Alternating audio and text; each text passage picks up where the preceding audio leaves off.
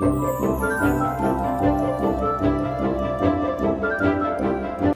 ladies and gentlemen, and welcome to another Ultra Confusion interview. This time we have Marc Maxon of House Pixel Games.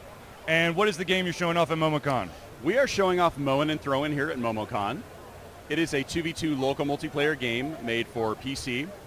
You can find our Steam page right now. We're not currently on sale, but we are currently doing a closed beta that's free to sign up for. If you love local multiplayer games like Overcooked, I've had a ton of people come up and tell me they've loved our game as well.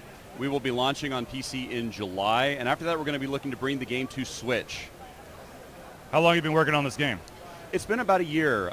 We're a Dallas-based indie developer, and we picked up the game in May of last year. We started working on it, just a few of us, as a side project. We polished it. We were able to get funding around August of last year. We've been going strong ever since, and we're looking forward to releasing 8 complete unique levels for the 2v2 mode. And once we launch that, we're also going to look for a way to build in an additional game mode where people can experience it locally with fewer than 4 people. So you said we, so how many people are working on this title? So we currently have 8 full-time developers. We have a team of 3 artists, 2 designers, 2 programmers, myself as producer, and we've also recently brought on 2 full-time QA to help us as we're in our beta, bug squashing. So there are 10 of us total at House Pixel. So as an indie developer, what kind of advice or help could you give an individual who wants to get into developing an indie game? That's a great question. What I've observed is that many indie projects begin as passion projects, and oftentimes, right, people are working on them in their spare time on the weekends, and that can be very draining, and that's why progress can be relatively slow over a period of years, right, because you're only working on it part-time.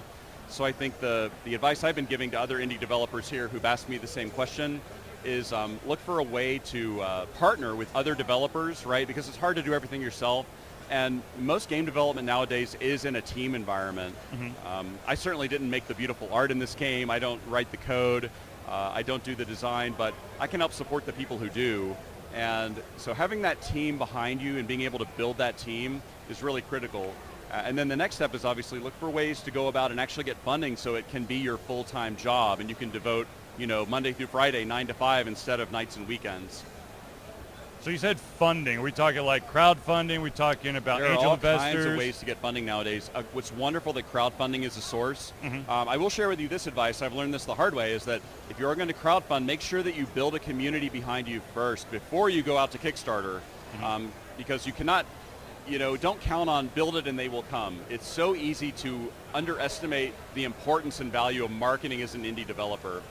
And again, that community building, set up a Discord server early, find players who like your type of game early, get them coming to you to play your game and give you feedback early. Use that as a start to build your community, and then take that community with you wherever you go, whether it's to an event, whether it's to crowdfunding on Kickstarter or Indiegogo. Even if you're going to do like Steam Early Access, it can only help you. And in retrospect, it's very easy to do. Not only does it help you from a marketing perspective, but it allows you to get invaluable player feedback as well. So what's one of the bigger hurdles that y'all have had to overcome to get the game where it is today? That's another great question. I would say the single largest hurdle was obtaining our initial funding, you know, for our team of 8.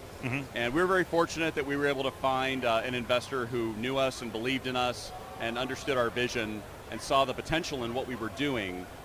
But that was by far the hardest part. But since doing that, so many other things have really fallen into place and gone our way. So where can people find more information about your game and your company? Oh, that's wonderful, yes. Well, of course, if you Google House Pixel Games, you'll come across our wonderful website. If you look up mowinthrowingame.com, you can find our games website. But we are, like I said, we are up on Steam. If you just enter Mowin and Throwin, just like it appears on the logo, you'll be able to find us on Steam. You can add us to your wish list. You can also find links to our Discord server where you can come connect with us. We'd love to hear, you know, we get people coming every day, and we love to hear feedback about our game, what people like, what they would like to see in the future. And we're looking to that as we move forward post-July to guide our development. So do you, post-July, is that a release date or? So July will be our release for PC. And then, like I said, post-July, we're going to look to add some additional free content. We're looking to create a game, at least one game mode where you can play locally with fewer than 4 people. And that's our prime goal, and that's based on what players have told us so far.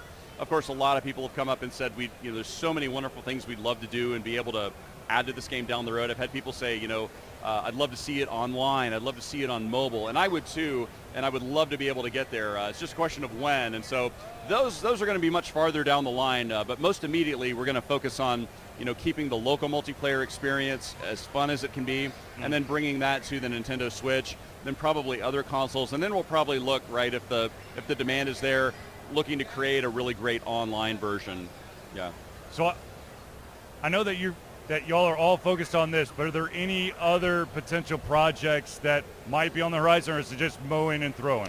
Right now our focus really is like 100% Mowin and Throwin.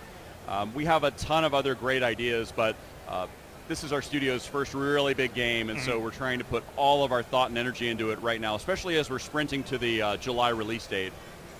Awesome. Well, thank you. Thank you so much, Charlie. Pleasure to talk to you. Yep.